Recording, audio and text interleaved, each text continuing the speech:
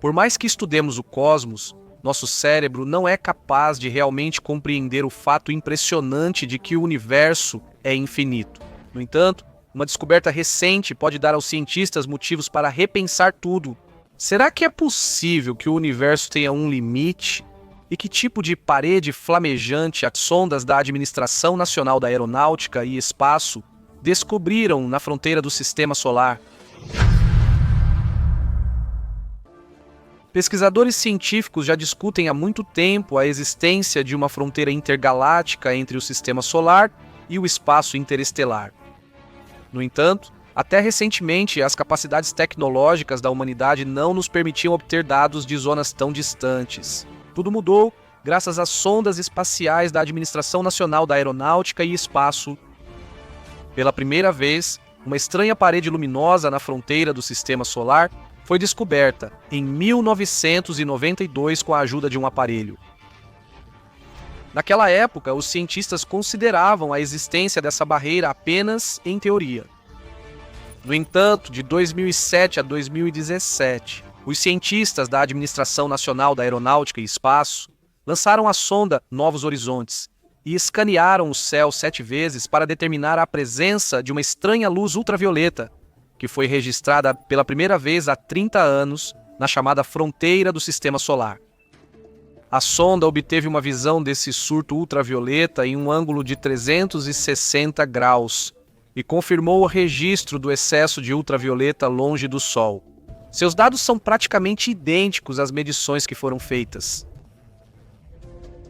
Estamos vendo o limite entre as proximidades do Sol e a galáxia, diz Leslie Young, do Instituto de Pesquisas do Sudoeste. O que é esse limite e por que ele se formou? A questão é que todos os planetas do Sistema Solar estão sob a influência do chamado vento solar. Esse é um fluxo contínuo de partículas carregadas, que são emitidas pela coroa solar e formam plasma. É esse plasma que cria ao redor de todo o nosso sistema a heliosfera, em forma de uma bolha alongada. No entanto, na fronteira do Sistema Solar, o vento solar cessa completamente, e além dela, começa o espaço interestelar, que é preenchido principalmente por hidrogênio. A parede luminosa que a Voyager descobriu é o resultado da colisão do vento solar com as forças interestelares, de átomos de hidrogênio neutros. Supõe-se que as partículas de hélio, ao colidirem com o hidrogênio, perdem sua velocidade, a energia cinética se transforma em calor e, na fronteira, forma-se a chamada parede de hidrogênio, que dispersa a luz ultravioleta de uma maneira especial. Isso significa que a sonda da Administração Nacional da Aeronáutica e Espaço pode literalmente bater em uma parede. Para responder a essa pergunta, vamos ver o que realmente é essa fronteira. Oficialmente, os cientistas chamaram essa barreira de Muro de Fogo. Imaginemos que somos passageiros da sonda Voyager, observando pela janela. Nossa localização está a 90 unidades astronômicas do Sol. O dispositivo está se aproximando gradualmente da parede de hidrogênio. A primeira coisa que você vê à sua frente é a zona onde o vento solar já não consegue mais resistir ao vento interestelar. Primeiro, na heliosfera, surge uma onda de choque, uma região onde a velocidade do vento cai drasticamente, mas sua densidade aumenta. Graças às pesquisas da Administração Nacional da Aeronáutica e Espaço, já sabemos que o campo magnético aqui tem uma estrutura estranha, parecida com uma espuma. Isso acontece porque a matéria magnetizada e pequenos objetos espaciais formam campos magnéticos locais, que podem ser comparados a bolhas. Em seguida, passamos pela manta heliosférica. Nossa localização está a 100 unidades astronômicas do Sol. Esta é uma zona de turbulência, onde o vento solar é desacelerado e comprimido. Quando a velocidade do vento solar gradualmente cair a zero, entramos na chamada heliopausa. Aqui, a pressão do vento solar já não é capaz de afastar a matéria interestelar. Assim, o vento solar se mistura com o interestelar. E, finalmente, aqui está a fronteira formada pela parede de hidrogênio. Apesar de não haver guardas de fronteira aqui, será difícil para nós atravessar essa região sem dificuldades. Pode-se dizer que ela lembra um verdadeiro inferno. Na parede de hidrogênio estão localizadas massas colossais de plasma incandescente. De acordo com os dados da sonda espacial 2, a temperatura aqui varia de 30 a 50 mil graus Celsius. Uma parede tão quente cria uma espécie de barreira que protege o nosso sistema solar e impede a passagem de cerca de 70% da radiação cósmica. Isso é animador, porque se essa proteção falhar em alguma circunstância, nós automaticamente entraremos no espaço interestelar. É muito provável que não consigamos sobreviver nessas condições devido ao alto nível de radiação. Se isso acontecesse, a vida na Terra se pareceria com cenas de filmes sobre o pós-apocalipse ou inverno nuclear. No entanto, a fronteira do sistema solar tem uma característica ainda mais interessante. Ela possui baixa densidade, por isso as sondas da Administração Nacional da Aeronáutica e Espaço conseguem atravessá-la. O principal desafio é garantir que o equipamento sobreviva ao atravessar o plasma quente. O mesmo não se pode dizer sobre. Parte do seu equipamento, responsável pela transmissão de dados, quebrou ao tentar atravessar a barreira incandescente. Por isso, agora todas as nossas esperanças estão depositadas em que, segundo as últimas informações, ainda não alcançou o espaço interestelar e ficou temporariamente preso na zona de transição. Os cientistas da Administração Nacional da Aeronáutica e Espaço continuam recebendo sinais dele, mas até o momento não têm certeza se algum dia será possível para os humanos viajar através dessa barreira de plasma quente. Por enquanto, não podemos prever com certeza como a radiação interestelar afetará os passageiros da nave espacial. Mas vamos supor que nossa tecnologia tornou possível esse tipo de viagem. O que acontecerá quando passarmos através do plasma? Então, vamos imaginar que conseguimos fazer o impossível.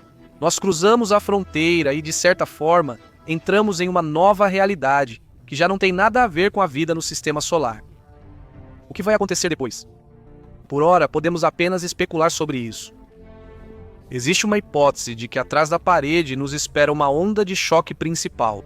Ela tem a forma de um arco de arco tensionado e se assemelha a uma onda que se forma na superfície da água à frente da proa de uma embarcação em movimento.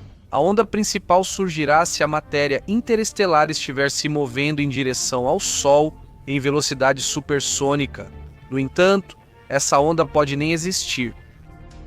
No estudo publicado com base na análise dos dados da sonda, foi indicado que a velocidade de movimento da nossa heliosfera através da matéria interestelar não é suficientemente alta para isso. Os dados dos aparelhos também confirmam essas conclusões.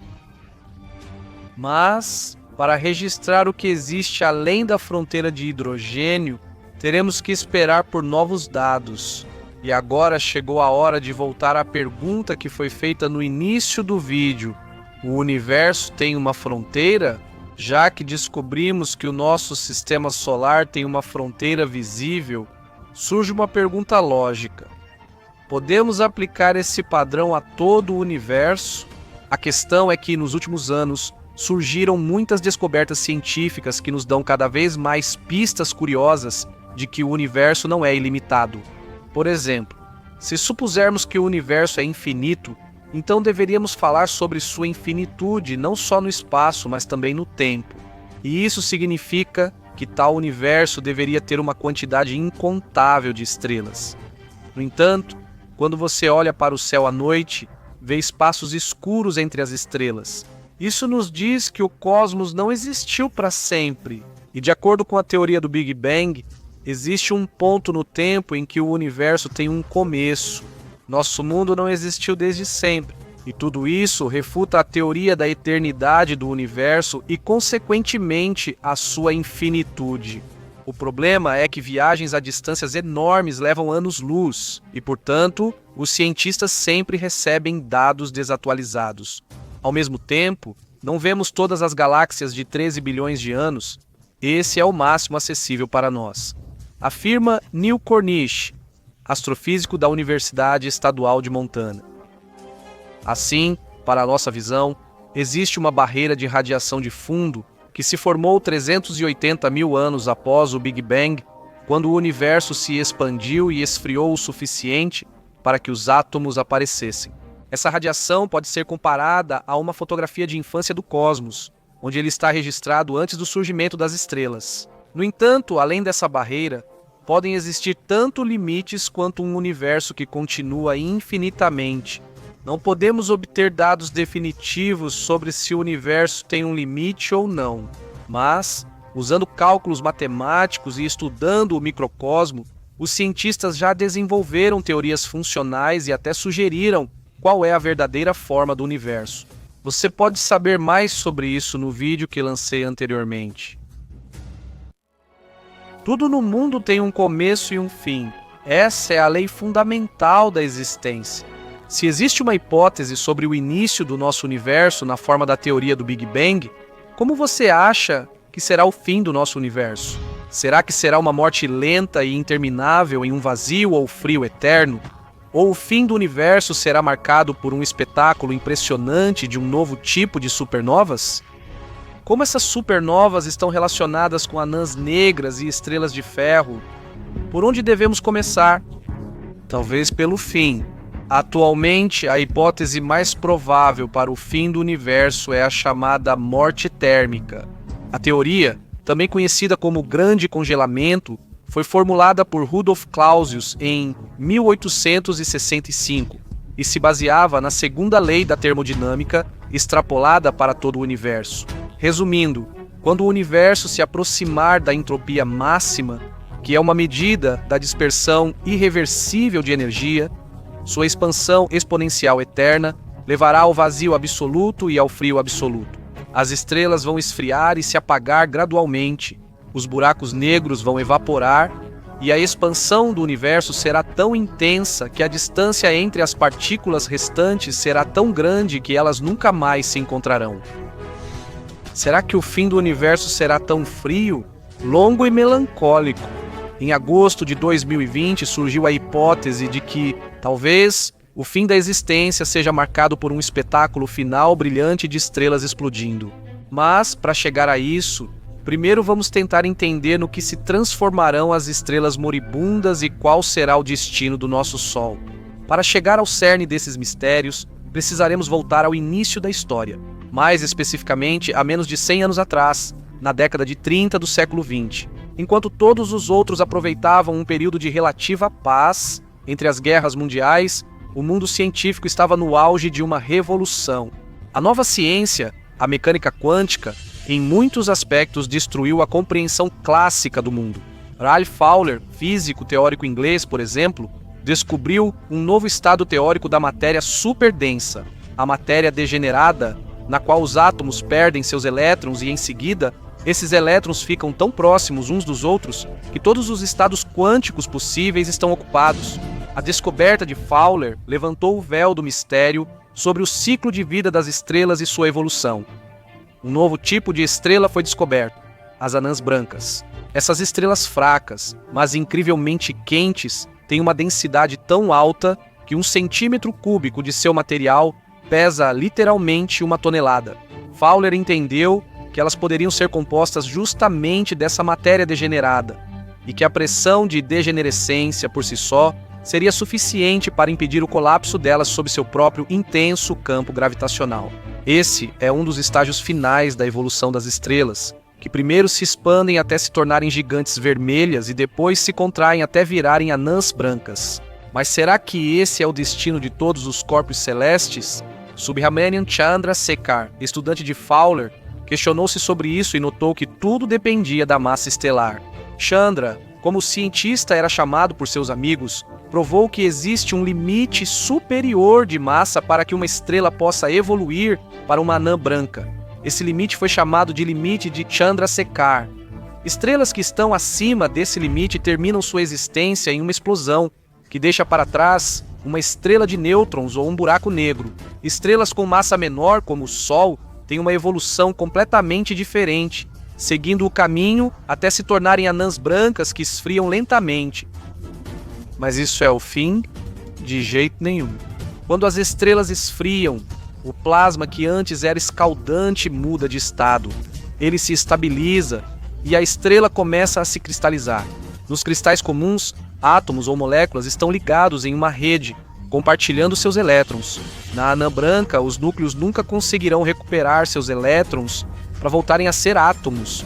Os elétrons permanecem na forma de um plasma degenerado quente e continuam seu trabalho de impedir o colapso da estrela. Enquanto isso, os núcleos deixam de interagir com os elétrons e vão desacelerando à medida que esfriam, tornando-se quase imóveis dentro da estrela.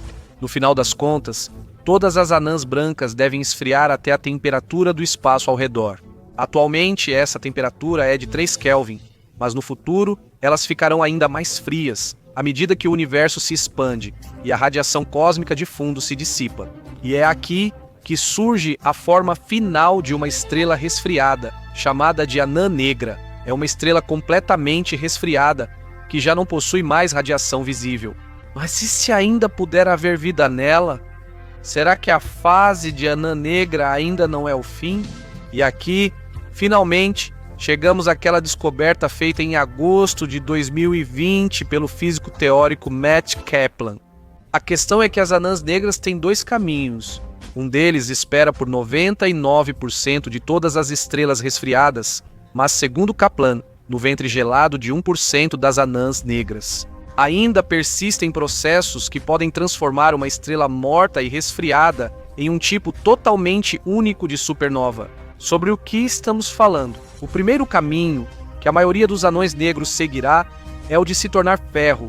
Mas que tipo de transformação em ferro é essa se a estrela já esfriou completamente e todos os processos nela foram interrompidos? A questão é que existe a possibilidade de fusão nuclear que pode ocorrer mesmo em temperaturas muito baixas, graças ao chamado tunelamento quântico. Isso implica a possibilidade de partículas se moverem umas em direção às outras, mesmo quando não há energia suficiente para isso. Ao mesmo tempo, essas reações acontecem tão lentamente que podem levar milhões de anos até que ocorra pelo menos uma reação desse tipo de síntese. Mas o que acontecerá após eras se algo assim realmente acontecer? Então, o tunelamento quântico ele coloca o núcleo suficientemente perto do seu vizinho para que eles se fundam em um elemento mais pesado. Esse processo é chamado de fusão picnonuclear, e ele transforma muito lentamente o núcleo da estrela resfriada de carbono para a forma mais estável da matéria, o ferro, durante cerca de 10 elevado à potência de 1.500 anos. Como resultado, forma-se uma estrela de ferro ou um anão negro de ferro, o destino hipotético de todas as estrelas cujos núcleos estão abaixo do limite de Chandrasekhar. E então tudo depende apenas da estabilidade dos prótons. Se os prótons puderem decair, toda a anã branca vai se evaporar em uma névoa subatômica. Em apenas 10 elevado à potência de 32 anos, ou algo assim, muito antes de ela poder se tornar uma estrela de ferro. Mas se supormos que os prótons são estáveis, chegaremos a um ponto em que o universo será composto apenas por estrelas de ferro e radiação. E essas estrelas de ferro também estão condenadas. Elas mesmas se tornarão buracos negros ao longo de éons incontáveis. Algo como 10 elevado à potência de 75 anos. E esses buracos negros vão se evaporar relativamente rápido em comparação, desaparecendo como pura radiação em 10 elevado à potência de 60 anos.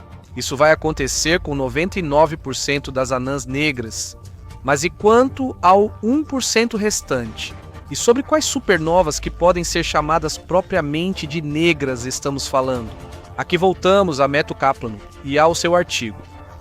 Kaplan encontrou uma maneira de algumas das anãs negras terminarem suas vidas de forma mais brilhante, como supernovas de anãs negras. Lembre-se de que o limite de Chandrasekhar define a maior massa possível para que o remanescente estelar seja sustentado por essa pressão. Isso depende da quantidade de elétrons em relação à massa da estrela. Kaplan fez uma análise detalhada das reações nucleares que levam ao surgimento da estrela de ferro e descobriu que seu frágil equilíbrio está ameaçado. Na fase final do processo de fusão picnonuclear, 2 núcleos de silício se fundem formando níquel. Em seguida, um dos prótons do níquel emite um pósitron e se transforma em nêutron. Como resultado, forma-se o ferro 56, o elemento mais estável do universo. Mas esse pósitron emitido é o análogo de antimatéria dos elétrons que sustentam a estrela contra o colapso. Ele é imediatamente aniquilado por um desses elétrons, esgotando o suprimento da estrela. Quando a estrela de ferro está completamente formada, sua massa de Chandrasekhar cai de aproximadamente 1,4 para menos de 1,2 massas solares. Isso significa que a anã branca, ou agora anã negra de ferro, que originalmente era estável com uma massa abaixo do limite original de Chandrasekhar, pode se tornar instável, se sua massa for maior que 1,16 massas solares.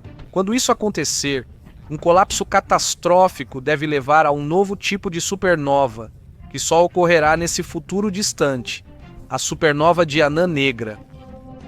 Eles deixarão para trás núcleos de ferro menores ou estrelas de nêutrons. Para as maiores dessas estrelas, o tempo estimado para sua destruição é de cerca de 10 elevado à potência de 1.100 anos, enquanto para aquelas que estão no limite inferior, pode levar até 10 elevado à potência de 32.000 anos para deixarem de existir.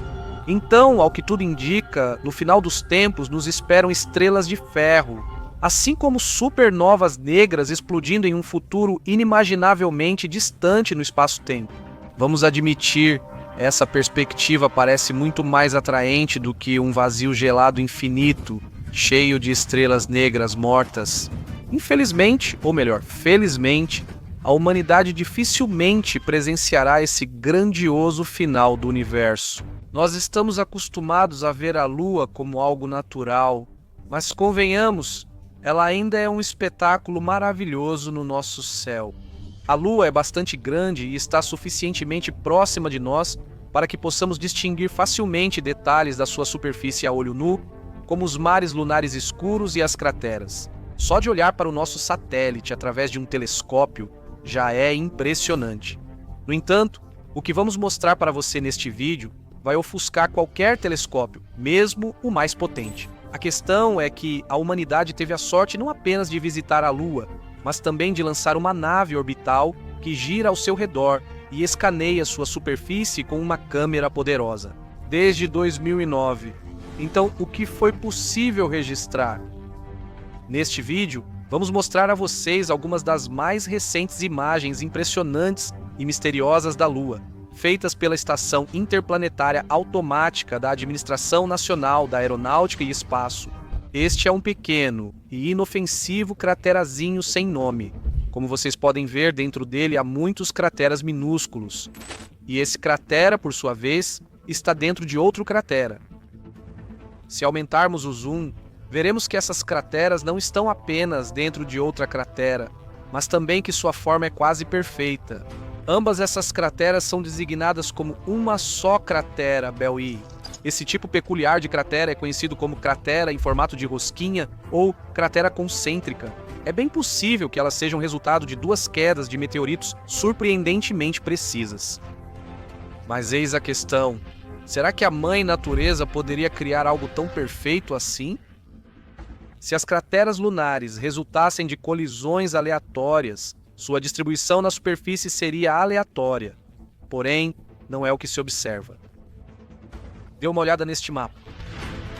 A quantidade de crateras concêntricas aumenta ao redor de certas regiões, especialmente ao redor da borda desta área da Lua, chamada de Oceano das Tempestades. Outro fator a ser considerado é que a maioria dessas crateras tem a mesma idade. A busca por pistas dentro da própria cratera também revela algo interessante. A cratera externa deveria ser aproximadamente 2 vezes mais profunda do que outras crateras de tamanho semelhante na superfície da Lua. Sem dúvida, a razão é o impacto vindo do céu, mas há algum outro fator desconhecido. Uma das teorias é que alguns desses impactos ocorreram quando a superfície da Lua nessa região estava em um estado entre sólido e líquido, com uma consistência semelhante à lava fria ou ao mel. Quando o impacto ocorreu, ele causou uma ondulação que se espalhou para fora, mas depois parou e nunca se alisou completamente até que estivesse totalmente resfriada e congelada no lugar. A teoria mais provável é que, quando a Lua era mais geologicamente ativa, as crateras nessa região foram empurradas de baixo para cima por magma tentando chegar à superfície. Isso explica a pouca profundidade da cratera e por que vemos crateras concêntricas principalmente ao redor de certos pontos na Lua. Embora essa teoria seja aceita por mais especialistas, ainda não sabemos a resposta com certeza. O que você acha que isso pode ser? Vamos abordar outras características interessantes.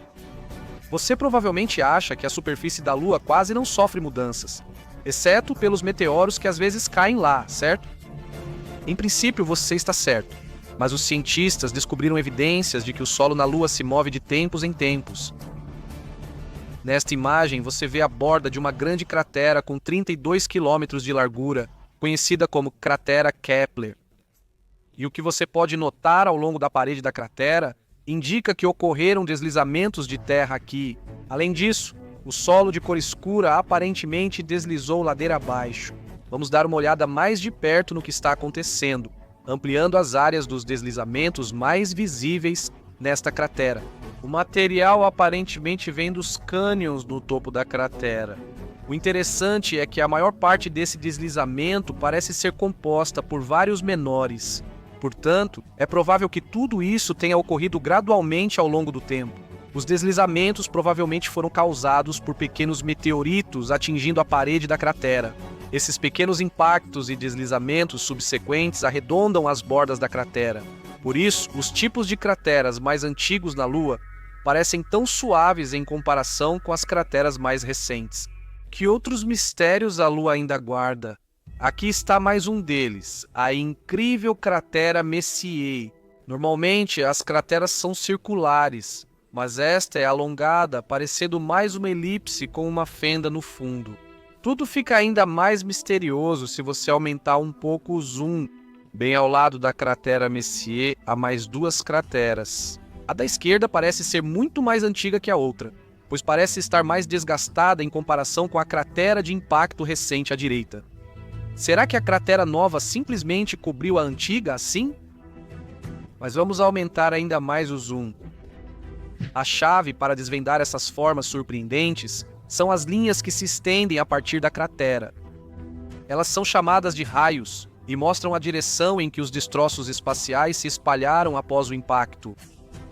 Nas crateras arredondadas, os destroços podem se espalhar em todas as direções, como os que se formam a partir da cratera Tycho.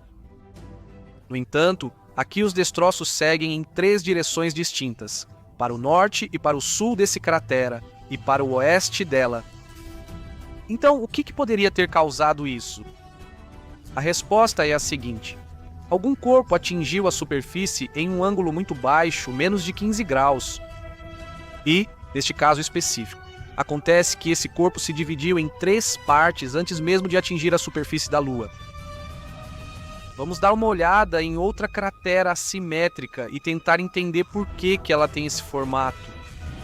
Embora seja bem possível que essa cratera também seja resultado de 2 impactos ou de um único corpo de impacto que se dividiu em 2 imediatamente antes de colidir com a Lua. Os cientistas acreditam que, neste caso, outras forças intervieram. Preste atenção às sombras nesta imagem acima e abaixo da cratera. É evidente que essa cratera está localizada bem no topo do pico. Ampliando a imagem e observando o mapa topográfico da região, fica claro que é exatamente assim. Imagine que o Everest fosse repentinamente destruído por um meteoro. A forma dessa cratera provavelmente foi causada pelo ângulo em que o objeto atingiu e por ter colidido com essa encosta íngreme da montanha. Talvez ele nem pareça tão íngreme visto de um ângulo oblíquo. No entanto, em apenas cerca de 20 quilômetros, há uma diferença de altitude de 8 quilômetros do pico aqui até o fundo desta cratera vizinha. Na próxima imagem, pouco pode ser visto. A única coisa que se vê nesse enorme espaço é uma parte da superfície banhada pela luz do sol. Por que essa área é tão importante para nós? Esse lugar fica na borda da cratera Epinus, uma cratera encontrada perto do polo norte da Lua. As futuras colônias da Lua ficarão um pouco mais próximas dos polos norte e sul, porque aqui, no fundo das crateras, onde o sol nunca brilha, existem grandes volumes de gelo de água necessários para a existência de qualquer colônia. A água pode ser usada para beber, lavar, cozinhar e na agricultura. Além disso, a separação em oxigênio e hidrogênio fornece ar respirável e combustível para foguetes. Esses polos também têm uma vantagem adicional. Aqui existem picos que quase sempre estão sob a luz do sol. ao contrário de outras partes da Lua, onde o ciclo de dia e noite dura 28 dias. O sistema de energia da colônia só vai se beneficiar disso. No entanto, essa não é uma solução ideal, pois picos como este, eventualmente, também ficarão cobertos pela escuridão dependendo da época do ano. Mas 89% do tempo é definitivamente melhor do que outras regiões da Lua, onde você recebe luz solar por cerca de 50% do tempo. Por fim, vamos deixá-los a sós com duas ilhotas na escuridão encontradas na cratera Baba. São picos centrais localizados no meio desta cratera de 80 quilômetros de largura. Obrigado por assistir ao nosso vídeo e não deixe de conferir se você não perdeu outros vídeos no canal Hubble.